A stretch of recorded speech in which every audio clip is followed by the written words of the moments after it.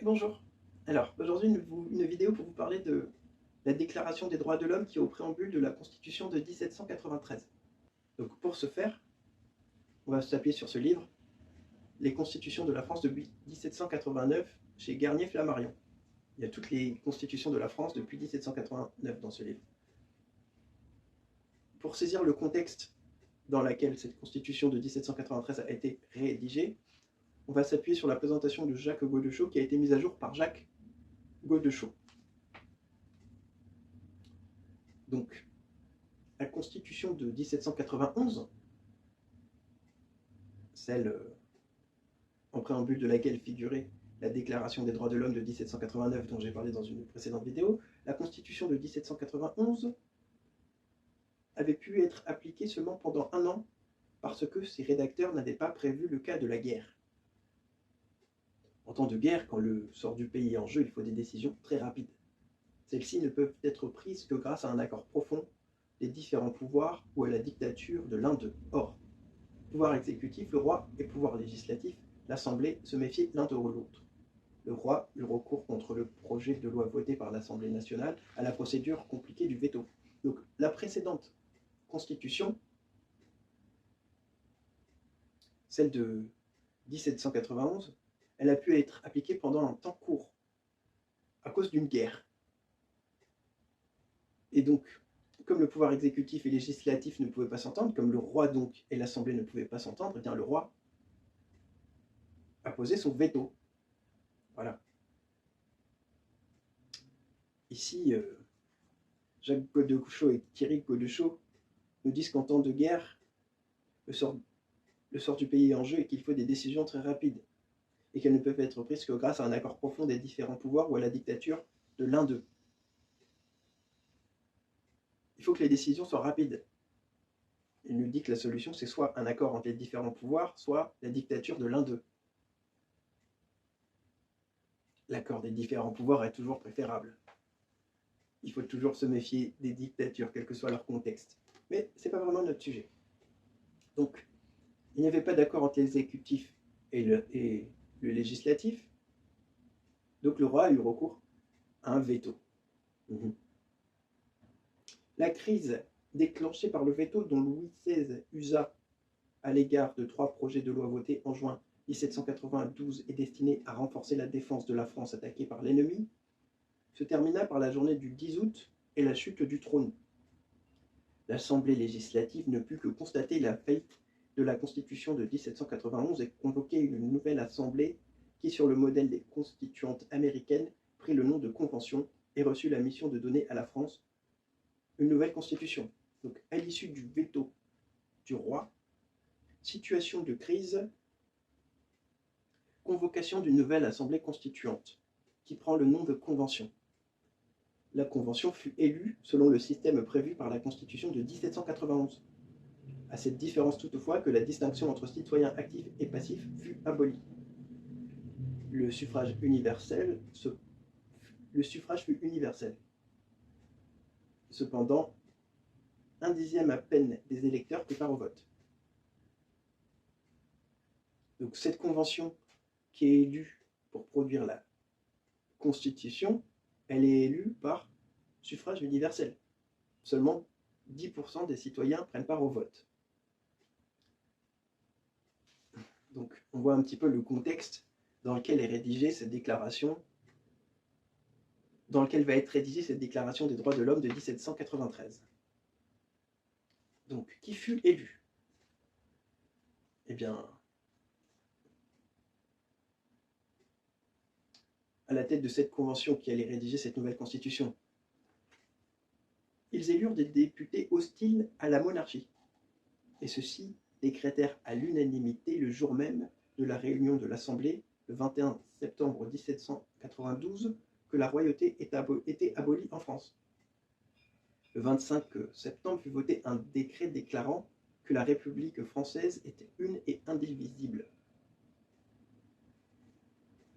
Enfin, le 29 septembre, la Convention élut un comité constitué de 9 membres. Donc, la Convention est élue, ce sont des députés hostiles à la monarchie qui sont élus, et ceux-ci décrètent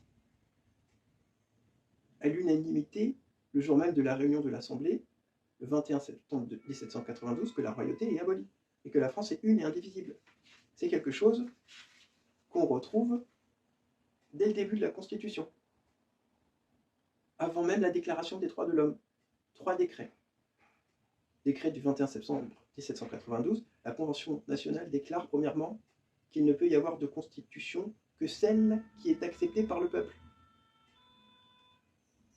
que la personne et les propriétés sont sous la sauvegarde de la nation.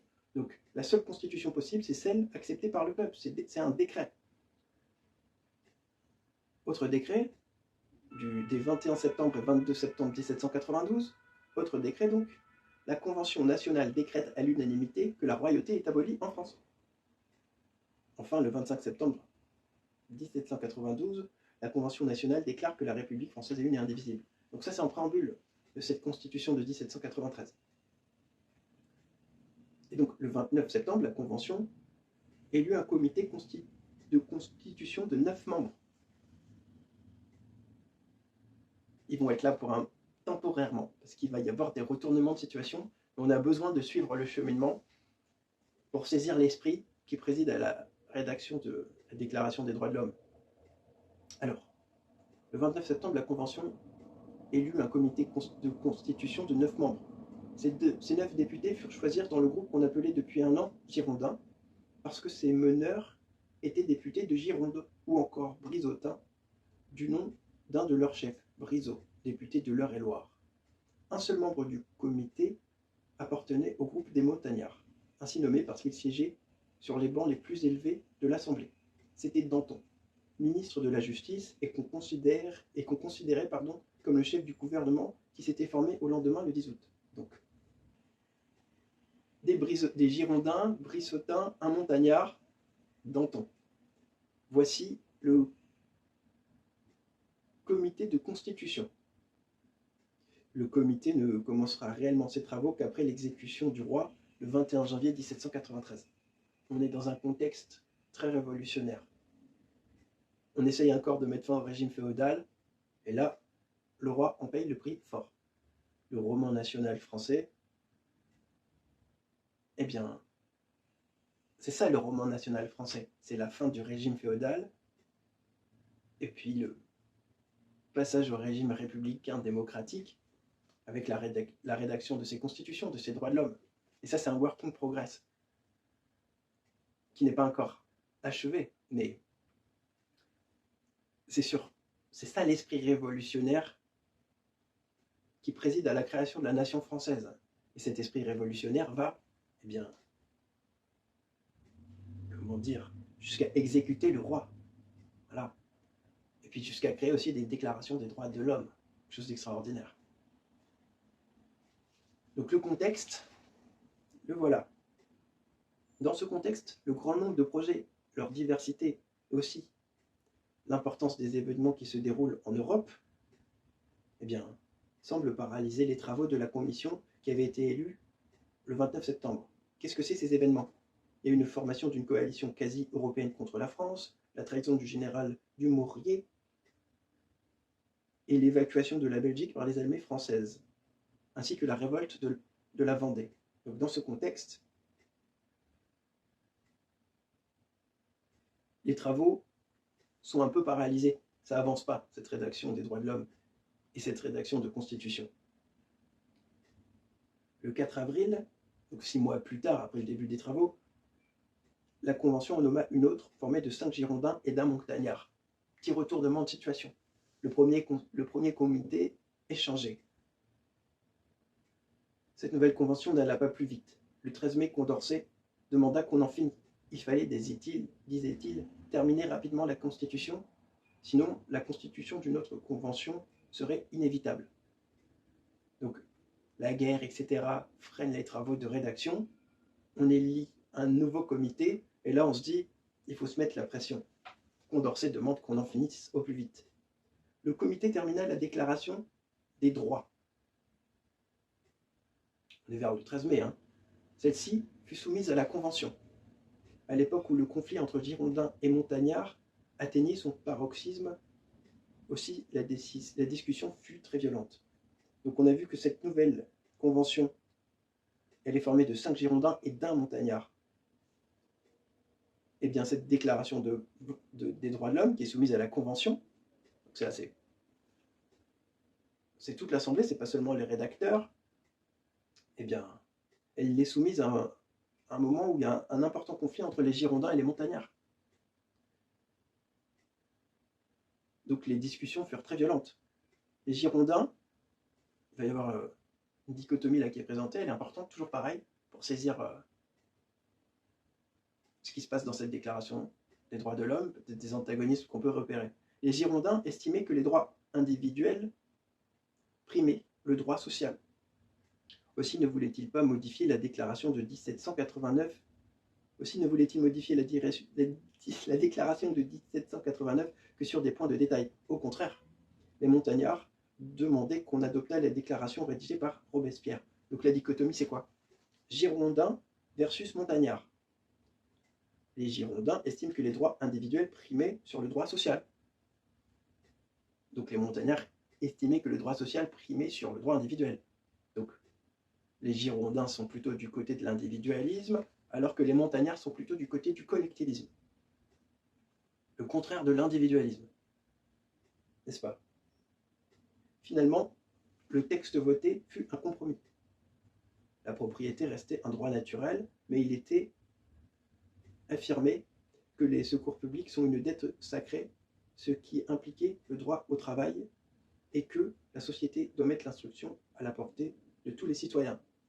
Dans cet exemple, on verrait le compromis entre le collectivisme et l'individualisme. La propriété restait un droit naturel, individualisme, mais il était affirmé que les secours publics sont une dette sacrée, collectivisme, ce qui impliquait le droit au travail et que la société doit mettre l'instruction à la portée de tous les citoyens. Le secours public, le droit au travail et l'instruction à la portée de tous les citoyens. Ce serait plutôt le collectivisme. Outre la déclaration des droits, la Convention vota encore quelques articles relatifs à la division du territoire lorsqu'intervint le coup de force du 2 juin. Alors, le 2 juin, il y a un coup de force. Une insurrection des sans-culottes parisiens impose à la Convention l'arrestation des 29 députés girondins. Le contexte est encore très révolutionnaire. Donc, cette Convention qui est en train de voter, constituée de Girondins et de Montagnards, elle se voit interrompue, n'est-ce pas? Le 2 juin, elle se voit interrompue par un coup de force. Une insurrection des sans-culottes parisiens impose à la Convention l'arrestation des 29 députés girondins. On peut comprendre qu'au moment de l'abrogation du régime féodal, eh bien, les Girondins puissent ne pas être appréciés. L'individualisme qu'ils prônent rappelle trop le régime féodal. Donc, les montagnards, les sans-culottes, eh bien, les chassent de la Convention, parce que l'opprimé n'a pas à accepter les points de vue de l'oppresseur et n'a pas à laisser l'oppresseur rédiger des articles qui vont perpétrer l'oppression. Donc les Girondins, ils se font dégager. Voici le contexte. C'est un nouveau retournement de situation. Il y a déjà eu tout à l'heure un changement de commission. On voit un nouveau changement. Donc, dès lors, qu'est-ce qui se passe? Les montagnards sont maîtres de l'Assemblée. Ils pressent le vote de la Constitution afin de montrer au pays qu'ils sont plus que leurs adversaires, capables d'aboutir. Le 2 juin, la Convention décide qu'elle s'occupera de la Constitution tous les jours, de midi à 6 heures du soir. De midi à 6 heures. Dès le 29 mai, d'ailleurs, le comité de Constitution avait été remanié par l'adjonction de 5 montagnards, parmi lesquels Saint-Just. Le 10 juin, le comité déposa son projet. Il fut aussitôt discuté et le 24 juin, l'Assemblée l'adopta après quelques adjonctions et remaniements. Donc là, par rapport au moment du veto du roi, 9 mois se sont écoulés. La nouvelle constitution n'est encore pas rédigée. Et donc, ce nouveau comité procède à quelques remaniement, n'est-ce pas? On vient de le voir, un corps de remaniement. La Constitution du 24 juin 1793 s'est efforcée de traduire les aspirations profondes du peuple français. Elle est nettement démocratique, dans ce sens qu'elle s'efforce de faire participer au pouvoir le maximum de citoyens mâles. Bien entendu, seules quelques voix timides réclamaient le suffrage des femmes. Ouais, on a des aspirations sociales, égalitaires. Malheureusement, en 1793, le droit de vote des femmes, on est très très loin d'y penser. Il ne faut pas perdre de vue ça non plus que dans le roman national français, eh bien le droit de vote des femmes, c'est quelque chose de très tardif. L'égalité homme-femme ne fut pas la première revendication. Et donc, avec ce nouveau comité constitué de montagnards, la Déclaration des droits de l'homme subit quelques remaniements. On avait vu qu'il y avait eu des compromis qui étaient faits entre les montagnards et les Girondins. Il y aura quand même quelques remaniements. Mais dans cette Déclaration des droits de l'homme, on voit encore l'influence des Girondins, quand même. Donc, la Déclaration des droits subit quelques remaniements. Elle commence par proclamer que le but de la société est le bonheur commun. Ça, c'est extraordinaire. Quel est le but de la société? Le bonheur commun. Mais contrairement au projet rédigé par les Girondins matérialistes, les montagnards déistes placent la déclaration de 1793 comme celle de 1789 sous l'évocation de l'être suprême. C'est quelque chose qu'on va voir un petit peu plus tard. J'y reviendrai. Donc les Girondins matérialistes, les montagnards déistes, eh bien, contrairement au projet rédigé par les Girondins, ce matérialiste, celui des montagnards déistes, place la déclaration de 1793 comme celle de 1789 sous l'évocation de l'être suprême. On va y revenir. Ça va être la fin de l'introduction et on va voir quelques articles de cette déclaration des droits de l'homme. Alors, le référendum devait être appliqué à la Constitution elle-même, conformément à un décret voté le 21 septembre 1792. Référendum. On vote la Constitution par référendum. Il fut organisé durant le mois de juillet, mais à des dates variables selon les lieux à cause de la lenteur des communications. Ah oui, on est en 1792, il n'y a pas de téléphone, il n'y a pas Internet, c'est pas les mêmes technologies de communication. Là, la communication, ça se fait, il faut amener les messages à pied. Donc,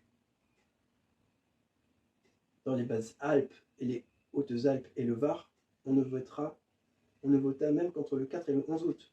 Voilà. Le vote organisé au mois de juillet n'a pas lieu au mois de juillet partout. Entre le 4 et le 11 août, dans les Basses-Alpes, les Hautes-Alpes et le Var. Les Bouches-du-Rhône, les Pyrénées orientales, les Deux-Sèvres et la Vendée ne furent consultés qu'en novembre. Carrément. Pas en juillet. En novembre et en décembre. Donc ça traîne un peu, c'est très long de voter à l'époque. Une énorme majorité des votants s'était prononcée pour l'adoption de la Constitution. La Constitution des montagnards fut adoptée. On a vu qu'il y a eu dans le cheminement des brisotins, girondins, montagnards, des remaniements, ensuite jusqu'à ce qu'il n'y ait plus que des montagnards. Voilà. Et donc, cette Constitution, qui a été votée par référendum, est adoptée à la majorité. On va se focaliser après sur les droits de l'homme, pas sur toute la Constitution. Pourtant, cette Constitution, elle ne devait pas être appliquée. Au soir de la fête organisée à la fois pour célébrer l'anniversaire du 10 août 1792 et le succès du référendum, la Constitution de 1793 fut enfermée dans une somptueuse arche de bois de cèdre et déposée dans la salle de la Convention au pied du président. Elle devait y rester jusqu'à la paix. Ah, voilà.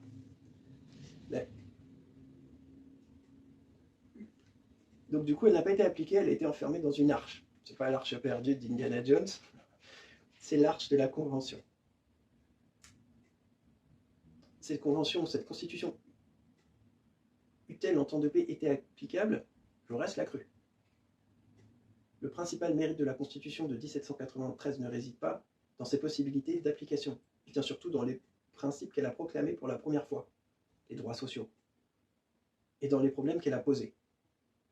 Aussi, bien qu'elle n'ait jamais été appliquée, garde-t-elle dans l'histoire de la France une importance capitale. Elle est restée un exemple et un modèle pour les démocrates. Babeuf et Buonarroti en firent l'éloge en 1796. Ils en transmettront le souvenir aux rares démocrates de l'époque impériale et de la Restauration. Grâce à eux, les constituants de 1848 s'en inspireront et même ceux de 1946 s'en réclameront. La Constitution de 1793 n'a pas cessé de jouer le rôle de guide que ses rédacteurs n'avaient certes pas prévu pour elle. Donc, jamais appliquée, mais source d'inspiration. Voilà. Après Indiana Jones et l'Arche perdue, eh bien, les montagnards et la constitution de l'Arche en bois de cèdre.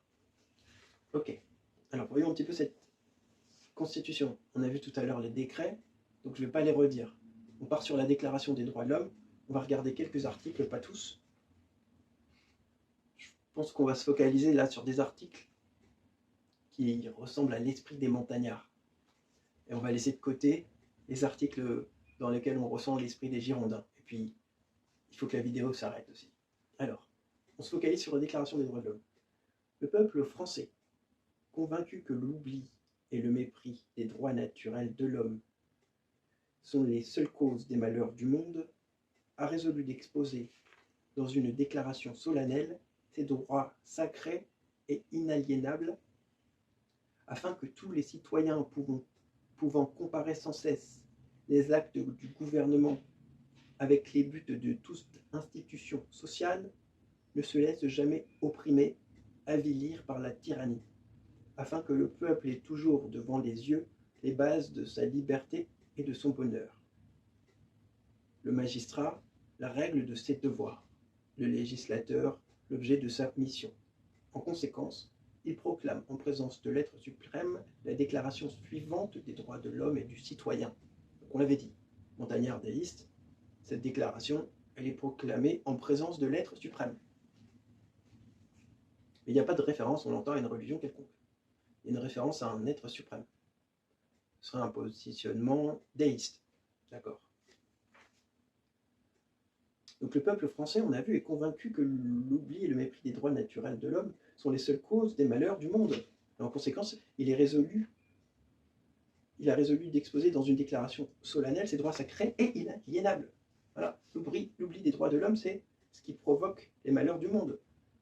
Donc il faut les écrire, ces droits, parce qu'ils sont sacrés et inaliénables.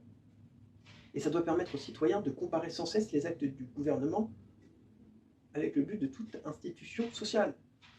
Chaque acte du gouvernement doit être comparé avec la Déclaration des droits de l'homme. Donc, d'abord les droits de l'homme, ensuite la Constitution. Est-ce que la Constitution est raccord avec les droits de l'homme? Non, problème. Et ensuite quoi? Les actes du gouvernement.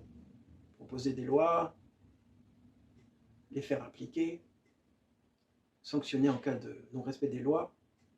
Est-ce que tout ça est conforme aux droits de l'homme? Ce n'est pas le cas. Il faut toujours comparer aux droits de l'homme les actes du gouvernement. Voilà. Cela afin que le peuple ait toujours devant les yeux les bases de sa liberté, de son bonheur. Voilà. Cela afin que le magistrat ait toujours devant les yeux la règle de ses devoirs. Et que le législateur ait devant ses yeux l'objet de sa mission. Ça sert à tout ça, les droits de l'homme. Le peuple garde en vue les bases de sa liberté et de son bonheur. Le magistrat, il sait dans quel cadre il peut exercer, donc il garde en vue ses devoirs. Le législateur, il garde l'objet de sa mission. Ne jamais déroger aux droits de l'homme, c'est la base. Et tout ça est proclamé en présence de l'être suprême. On pourrait trembler devant ça. Si on est un petit peu croyant, on ne perd pas de vue comme ça ce regard, cette puissance suprême qui observe et que pourrait faire trembler.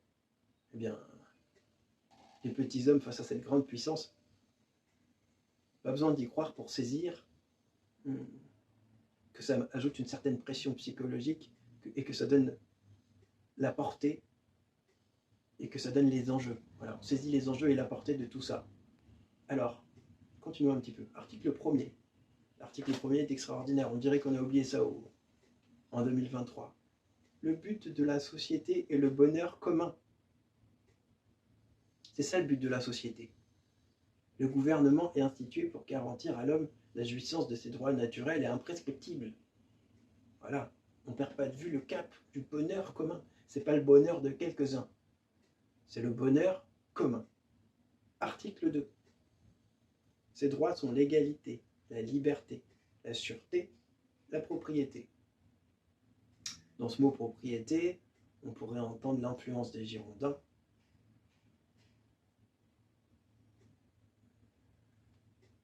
Cependant, si tout le monde a droit à la propriété, ça peut être très bien compatible avec l'esprit des montagnards. Ce n'est pas la propriété que pour quelques-uns, c'est la propriété pour tous. Il ne faut pas qu'elle soit confisquée par une caste, qu'elle soit rendue impossible par les mœurs, par des pratiques commerciales. C'est la propriété pour tous. Ça pourrait impliquer de ne pas exclure des gens de la propriété. Mais ça pourrait aussi l'impliquer. Si ça exclut des gens de la propriété, c'est girondin. Si c'est la propriété pour tous parce que c'est faisable, c'est montagnard. Ok, mais là j'interprète un peu. Continuons. Article 6. Il y a des choses qui sont redondantes. Je m'évite de les mentionner. Donc, article 6. La liberté est le pouvoir qui appartient à l'homme de faire tout ce qui ne nuit pas aux droits d'autrui. Elle a pour principe la nature, pour règle la justice, pour sauvegarde la loi, sa limite morale, et dans cette maxime, ne fais pas à un autre ce que tu ne veux pas qu'il te soit fait. Cette maxime, on l'appelle la règle d'or. Elle est connue en éthique. Ne fais pas à un autre ce que tu ne veux pas qu'il te soit fait. Je l'ai mentionné dans la vidéo que j'ai fait sur l'impératif catégorique de Kant. Donc, je vais relire un peu et déplier parce que c'est extraordinaire. La liberté est le pouvoir qui appartient à l'homme de faire tout ce qui ne nuit pas aux droits d'autrui. Si ça nuit à autrui, c'est pas la liberté. Et c'est logique. Parce que dès lors que une personne a sa liberté restreinte par cette nuisance, eh bien la liberté subit un dommage. Là, on parle de la liberté pour tous. D'accord. Donc, la liberté est le pouvoir qui appartient à l'homme de faire tout ce qui ne nuit pas aux droits d'autrui. Ensuite, qu'est-ce qui se passe? Elle a pour principe la nature. Il y a quelque chose dans la nature, c'est la liberté, c'est le principe, c'est là. Au cœur de chaque petit enfant, on voit cette aspiration à la liberté. C'est une composante ontologique. Onto, ça veut dire être. Logique, logia, science. Ontologie, on pourrait dire c'est la science de l'être. Une composante ontologique, ce serait une composante qui a l'être comme essence. Ok. Donc, la liberté a pour principe la nature. Elle a pour principe la nature, mais elle a pour règle la justice. Pour sauvegarde de la loi, sa limite morale est dans cette maxime, ne fais pas à autrui ce que tu ne veux pas qu'il te soit fait. Elle a une limite morale, la liberté. Et quelque chose permet de la sauvegarder, c'est la loi. Sa règle, c'est la justice. Ne pas nuire à autrui, c'est être juste. Ne pas nuire à la liberté d'un autre, c'est ça la justice. Ne fais pas à un autre ce que tu ne veux pas qu'il te soit fait. Allez, article 7, on avance. Le droit de manifester sa pensée et ses opinions, soit par la voie de la presse, soit de toute autre manière. Le droit de s'assembler paisiblement, le libre exercice des cultes ne peuvent être interdits. La nécessité d'énoncer ces droits suppose ou la présence ou le souvenir récent du despotisme. Il a fallu énoncer tout ça, parce qu'on a le souvenir du despotisme. Oui. Ici, un des droits qui est mentionné, c'est le libre exercice du culte, dans l'article. On est au siècle des Lumières. Au Moyen-Âge, l'obscurantisme du Moyen-Âge interdisait de s'interdire à toute autre religion que le catholicisme. Ça, c'est parce que les puissants s'étaient approprié le catholicisme et que donc les clercs étaient issus de la noblesse et que du coup le goupillon et le glaive étaient liés pour préserver le régime féodal. Interdire de penser à autre chose, c'était une façon de garder la main mise sur les choses, donc Moyen-Âge. Eh bien, le catholicisme est la seule religion permise. On appelle ça l'obscurantisme du Moyen-Âge. On fait la chasse aux sorcières. On peut être accusé d'hérésie, brûlé en tant que sorcière. S'ensuit la Renaissance. La Renaissance, la culture grecque a de nouveaux droits de cité dans la société. On va relire Aristote, on va dans les bâtiments qui sont frappés par l'esprit de la Renaissance, voir des peintures avec peut-être des représentations de dieux grecs. À Nice, par exemple, où j'habite, à la Villa Masséna, on peut voir l'influence de la Renaissance dans les peintures qui sont en décoration de la Villa Masséna. Voilà. Et ensuite, après l'ouverture de la Renaissance, qui met fin un petit peu à l'obscurantisme du Moyen-Âge, il y a un niveau d'ouverture supplémentaire avec le siècle des Lumières, le siècle de l'encyclopédisme. L'encyclopédisme, c'est bien quelque chose qui est en lien avec l'universel. On peut étudier toutes les cultures. C'est ça l'encyclopédisme. Il n'y a pas de restriction. On peut chercher la vérité partout. Quitte à se tromper, bien entendu. Mais quand on ne cherche pas, on ne peut pas trouver. Il faut en passer par l'erreur pour trouver. Donc, eh bien, libre exercice du culte. C'est l'esprit des Lumières qu'on voit là. L'esprit de l'encyclopédisme. Une grande ouverture. Donc, article 7, le droit de manifester sa pensée et ses opinions, soit par la voie de presse, soit de toute manière, le droit de s'assembler paisiblement, le libre exercice du culte ne peuvent être interdits. La nécessité d'énoncer ces droits suppose ou la présence ou le souvenir récent du despotisme. Ok, donc ce droit du libre exercice du culte, etc., est écrit dans la Constitution dès 1793. Et ça, c'est encore le roman national français. L'identité française, c'est ça. N'en déplaise à quelques coutistres communautariste, l'identité française, elle est dans le processus constituant, la rédaction des droits de l'homme, cette succession comme ça, ce working progress, et elle est dans cette ouverture vers l'universel. Elle est dans, voilà, l'esprit des Lumières, l'universalisme, l'encyclopédisme, voilà, c'est le mot. C'est le passage du régime féodal au régime républicain démocratique.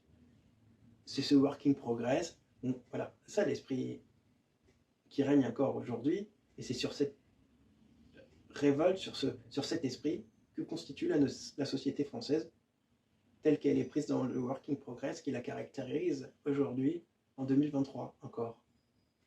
Article 9. La loi doit protéger la liberté publique et individuelle contre l'oppression de ceux qui gouvernent. Voilà. Ceux qui gouvernent n'ont pas à être des tyrans. La loi protège de cette tyrannie. Continuons, on arrive au bout. Article 22. L'instruction est le besoin de tous.